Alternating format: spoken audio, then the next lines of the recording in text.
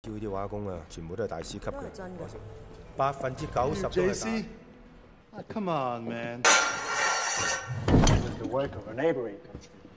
G scumbag。Halo guys, selamat datang kembali di Rasinema.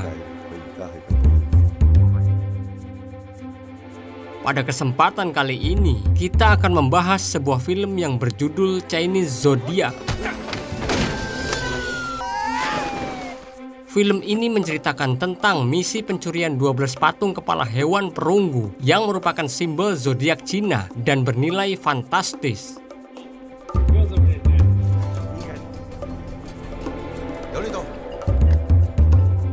Tanpa basa-basi lagi, langsung saja kita simak alur ceritanya.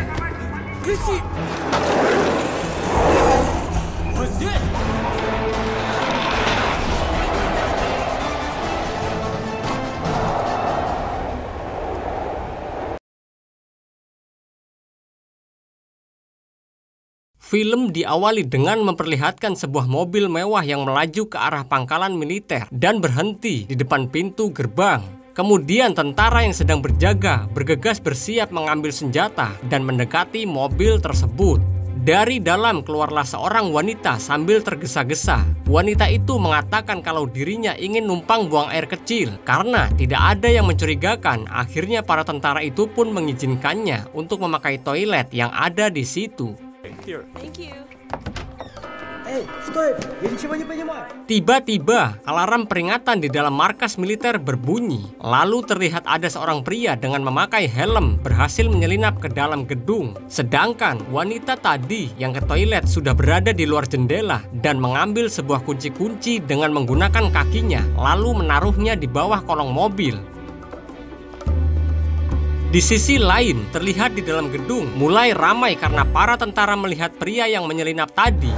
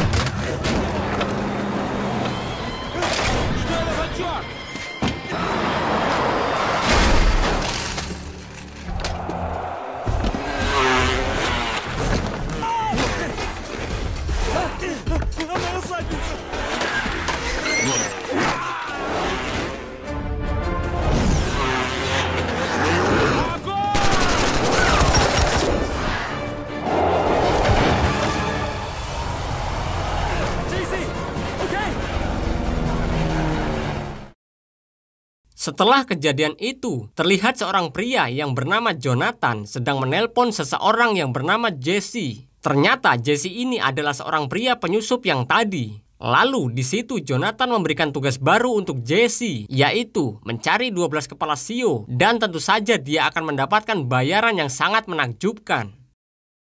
Di lain tempat, di sebuah acara lelang di Paris, terlihat seorang pria yang bernama Michael Morgan dari MP Corporation berhasil mendapatkan 4 perangko paling langka yang ada di dunia. Namun ketika dia diwawancarai, dia merobek 3 perangko, maka hanya tersisa 1 perangko langka yang ada di dunia sehingga membuat harga perangko tersebut naik 3 kali lipat.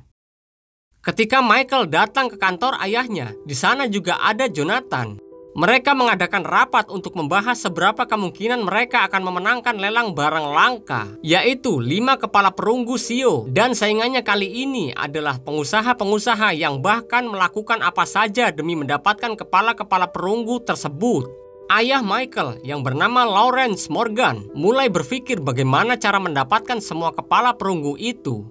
Kemudian Jonathan menawarkan nama Jesse untuk melakukan pekerjaan tersebut. Tetapi Michael mengatakan bahwa Jesse belum menemukan lukisan roses, pekerjaan yang mereka beri sebelumnya kepada Jesse. Di situ Lawrence tidak sependapat dengan anaknya karena dia tetap percaya pada Jesse.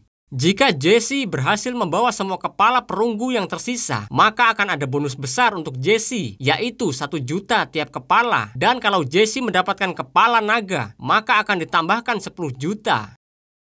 Kemudian, di lain tempat, terlihat Jesse yang sudah berada di Beijing dan menyamar sebagai Martin dari National Geographic Channel. Di situ Martin berkenalan dengan Profesor Guan. Martin mengatakan bahwa mereka ingin meliput 12 kepala perunggu dan Profesor Guan ini adalah ahlinya. Profesor Guan kemudian memperlihatkan kepala perunggu tiruan yang hampir sama persis dan Martin adalah wartawan pertama yang melihatnya.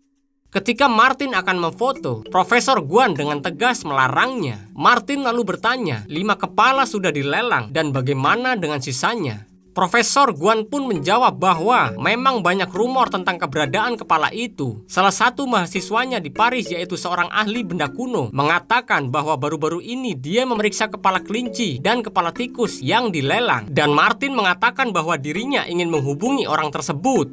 Setelah berbincang dengan Profesor Guan, Martin meminta izin untuk menyentuh kepala-kepala tiruan itu dan Profesor mengizinkannya.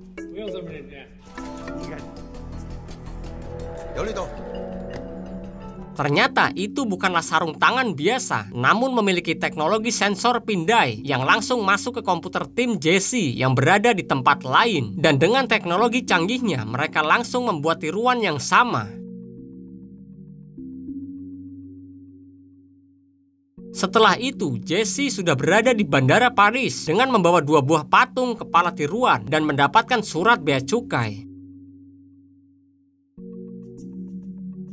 Lalu, saat dalam perjalanan, mereka berhenti sejenak. Terlihat Jesse dengan timnya membuang patung kepala itu ke sungai. Jesse sudah membuat janji bertemu dengan mahasiswa Profesor Guan yang bernama Coco. Di situ Jesse mengatakan bahwa dirinya adalah Martin Sangguan yang merupakan sepupu dari Sangguan Mading. Walaupun sedikit tidak percaya, Coco kemudian memperkenalkan Martin kepada rekan-rekannya bahwa Martin dari National Geographic Channel. Coco di situ mengatakan bahwa tujuan organisasi mereka adalah untuk mengembalikan peninggalan yang hilang dari berbagai negara, termasuk 12 kepala perunggu Shio.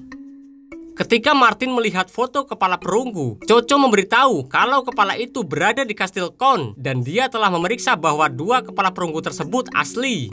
Lalu Martin mengarahkan kameranya ke kedua foto tersebut, namun Coco melarangnya untuk mengambil foto.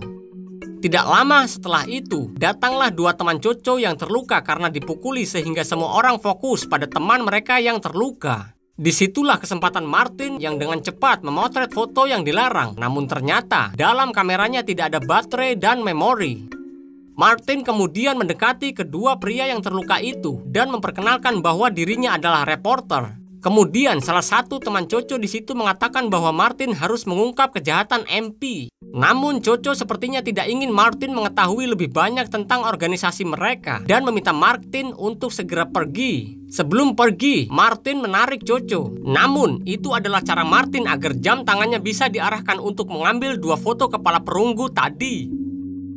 Setelah Jesse sudah berada di kantor bersama timnya yang sedang memproses foto dari jam tangannya tadi dan mengatur rencana agar bisa masuk ke Kastil Kon untuk mengambil 2 kepala perunggu asli.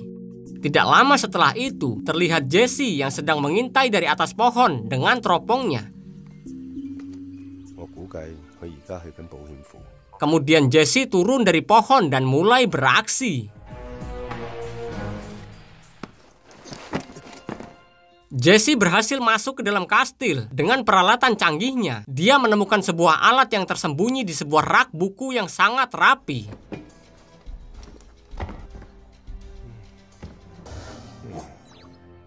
Namun, dia harus memasukkan 3 kombinasi huruf dan angka agar sebuah pintu rahasia terbuka.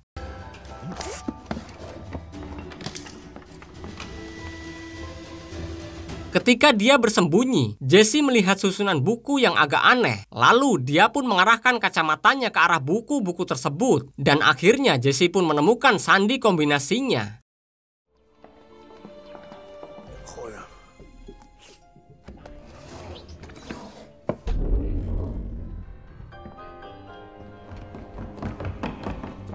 Di situ, Jesse berhasil menemukan kepala perunggu tikus dan kepala perunggu kelinci. Serta dia juga akhirnya menemukan sebuah lukisan roses yang sudah lama mereka cari. Ketika Jesse berjalan keluar ruangan dengan santai, ternyata ada 2 orang yang melihatnya. Ternyata salah satunya orang itu adalah Coco.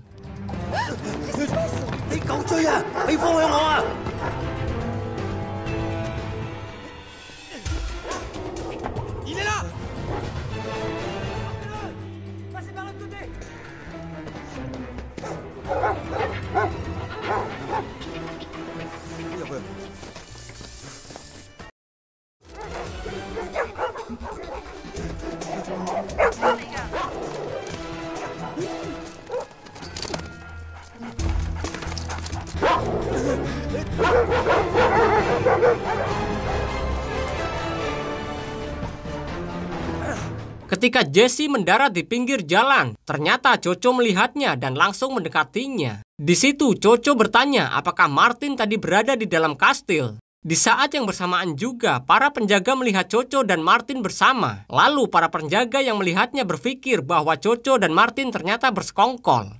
Coco masih memaksa Martin untuk mengakui apa yang dia lakukan di dalam kastil. Kemudian Martin memintanya agar duluan ke rumah perahu, sementara itu Martin sendiri akan mendatangi Simon yang sudah bersiap-siap.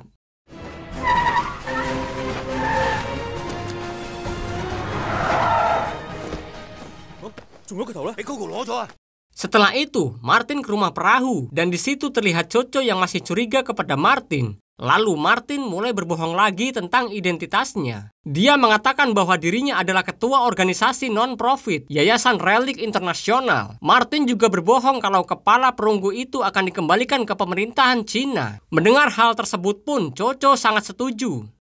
Tidak lama kemudian, para penjaga kastil mendatangi rumah perahu.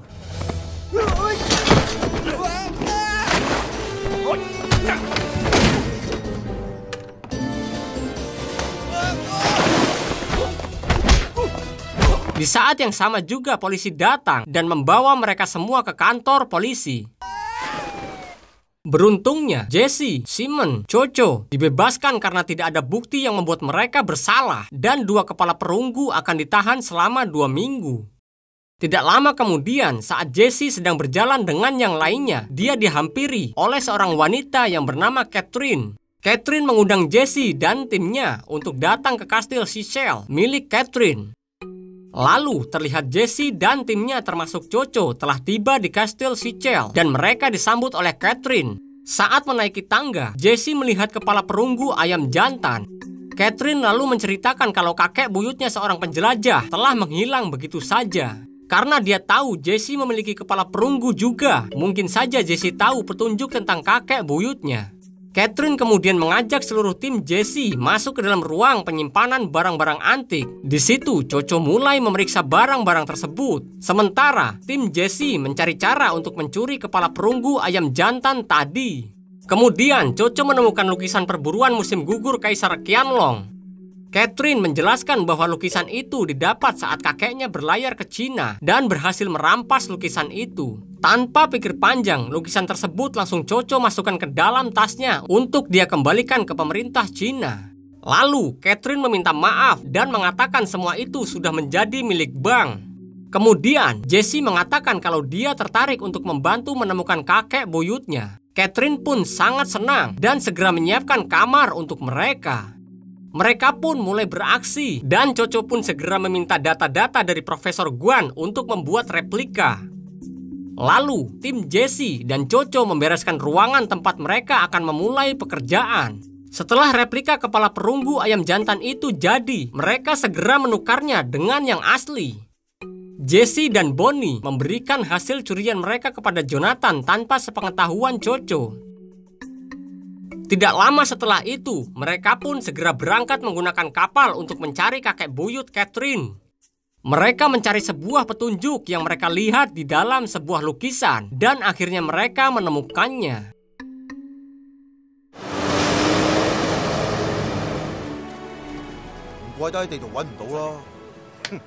Saat ini, mereka memulai petualangan dengan berpencar di dalam hutan. Tiba-tiba terdengar suara teriakan Coco dan Catherine. Ternyata Coco terpleset dan berpegangan pada kaki Catherine yang juga hampir terjatuh.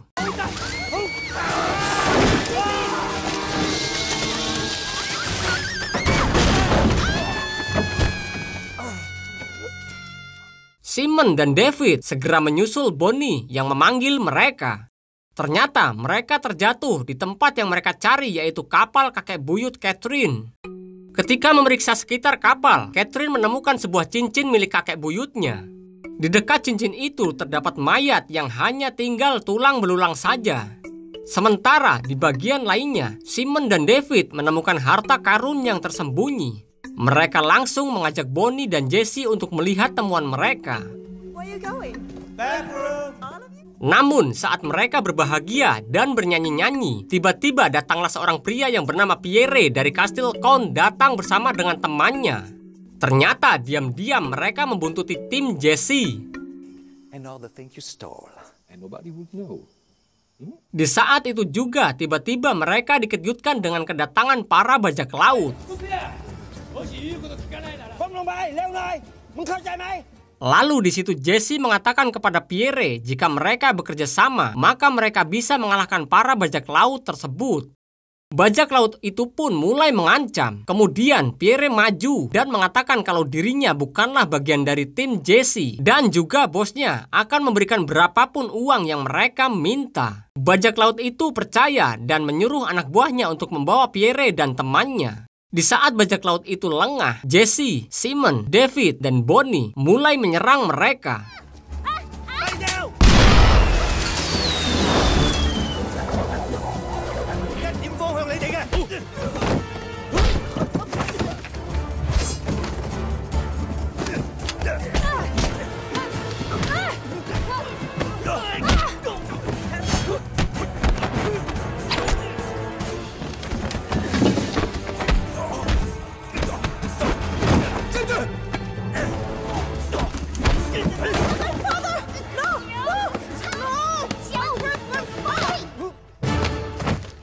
Beruntungnya mereka saat bertarung, mereka justru menemukan kepala perunggu ular dan domba. Dengan susah payah, akhirnya Jesse dan timnya bisa keluar dari tempat itu dengan menaiki sebuah batang pohon besar yang terlepas dari rantai jangkar.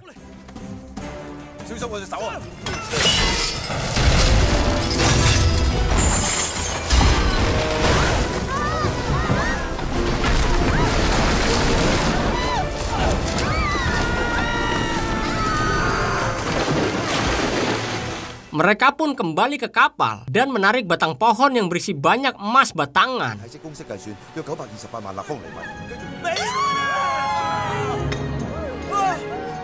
Keesokan paginya, Coco mulai menyadari apa sebenarnya yang dicari oleh tim Jesse. Coco mulai membongkar kebohongan-kebohongan Jesse. Bagi Coco, perunggu-perunggu tersebut adalah martabat bangsa yang melambangkan warisan budaya mereka. Coco di situ merasa sangat marah karena Jesse tidak memiliki rasa patriotisme dalam dirinya.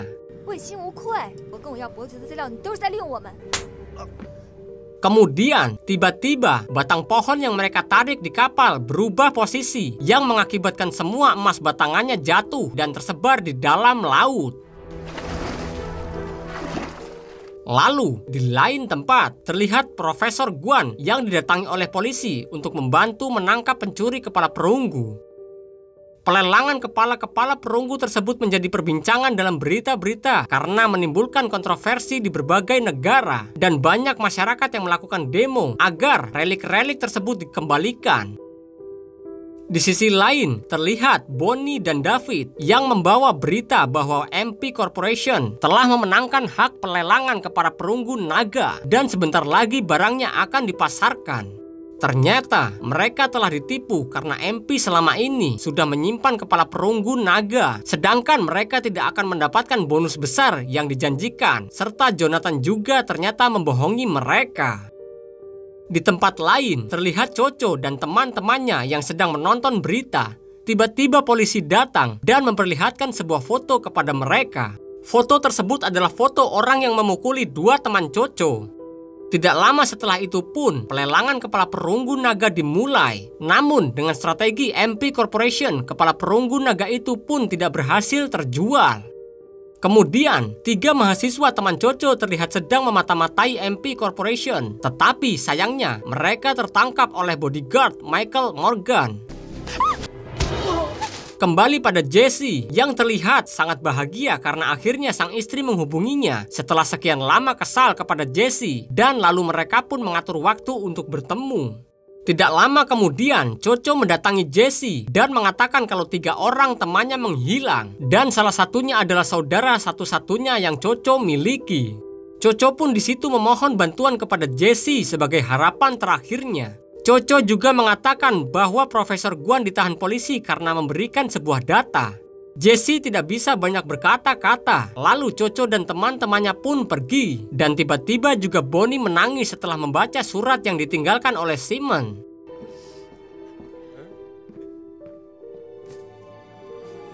Ternyata Bonnie dan Simon sudah memiliki seorang anak, namun mereka memutuskan untuk berpisah. Dalam surat yang berisi sebuah foto itu, sang anak menuliskan pertanyaan, apakah orang tuanya harus melakukan perpisahan? Kemudian, Jesse menghubungi Jonathan dan mengatakan kalau dia memiliki lukisan roses. Ketika Jonathan sampai, Bonnie langsung menginterogasinya dan menyuruh Jonathan untuk jujur kepada mereka. Dan akhirnya Jonathan mengakui kebohongannya dari awal. Kemudian, Jesse dan Bonnie mendatangi Michael Morgan dengan membawa lukisan roses. Michael pun langsung memeriksa keaslian lukisan tersebut. Sementara itu, Jesse dan Bonnie berkeliling di dalam ruangan pembuatan replika itu.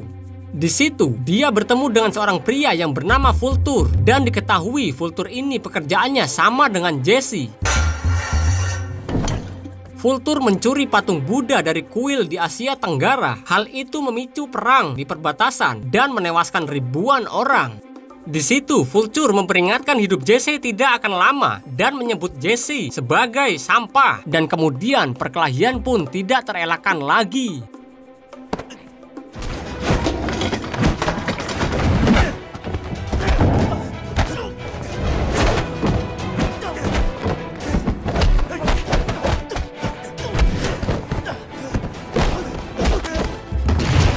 Kemudian, Michael menghentikan perkelahian mereka. Sementara itu, Bonnie melihat beberapa penjaga yang membawakan makanan ke sebuah ruangan. Dugaan Bonnie, sepertinya 3 mahasiswa ditahan di ruangan tersebut. Lalu, di situ Jesse memberikan sebuah tawaran diskon untuk lukisan roses asalkan Michael melepaskan 3 tahanan itu. Tetapi Michael berpura-pura tidak tahu tentang 3 orang tahanan tersebut dan meminta Jesse untuk membuktikan ucapannya. Kemudian, Jesse mulai beraksi untuk membuktikan perkataannya dan dihadang oleh para penjaga.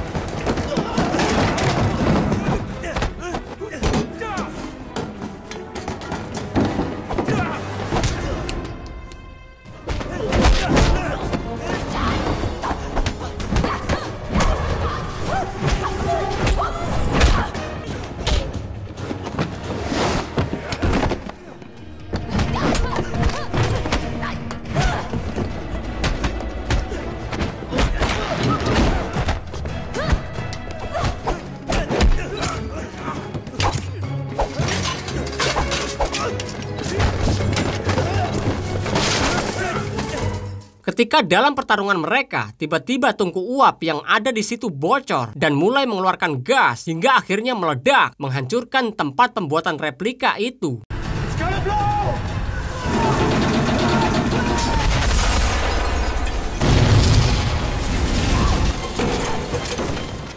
Terlihat Jesse terus berupaya untuk menemukan 3 mahasiswa dan akhirnya dia pun berhasil menemukannya, lalu membawa keluar mereka dari tahanan tersebut. Setelah kejadian itu, Lawrence Morgan datang dan emosi karena melihat kekacauan yang terjadi di ruangan itu.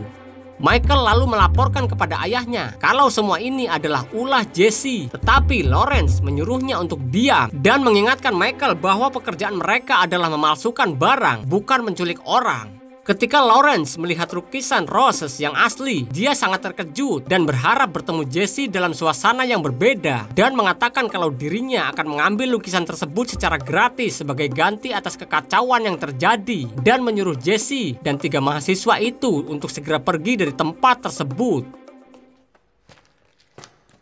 Kemudian, tidak lama setelahnya terlihat pelelangan kepala perunggu naga kembali. Namun karena tidak ada penawaran akibat protes demo yang memuncak, MP Corporation mengancam akan membuang kepala perunggu naga ke gunung berapi. Vulture yang ditugaskan oleh Lawrence sudah berada di dalam pesawat yang terbang menuju gunung berapi. Hingga batas waktu pelelangan sudah lewat dan Lawrence memerintahkan Vulture untuk membuang kepala perunggu naga tersebut. Banyak media yang meliput 3 orang yang keluar dari pesawat untuk menyelesaikan misi yang akan membuang kepala perunggu naga itu. Namun, wartawan yang meliput dari helikopter mengatakan bahwa ada penerbang keempat.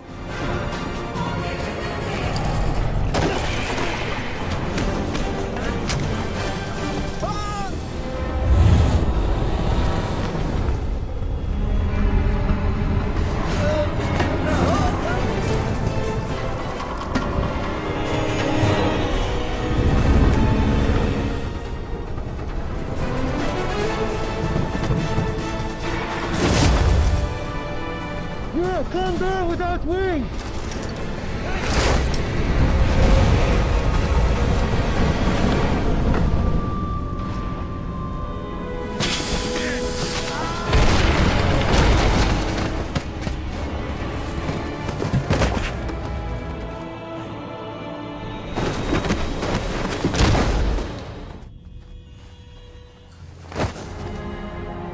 Vulture yang sudah mendarat segera mendatanginya dan mengambil kepala perunggu naga, lalu meletakkannya di dekat Jesse. Kemudian, Simon dan David berlari untuk menyelamatkan Jesse.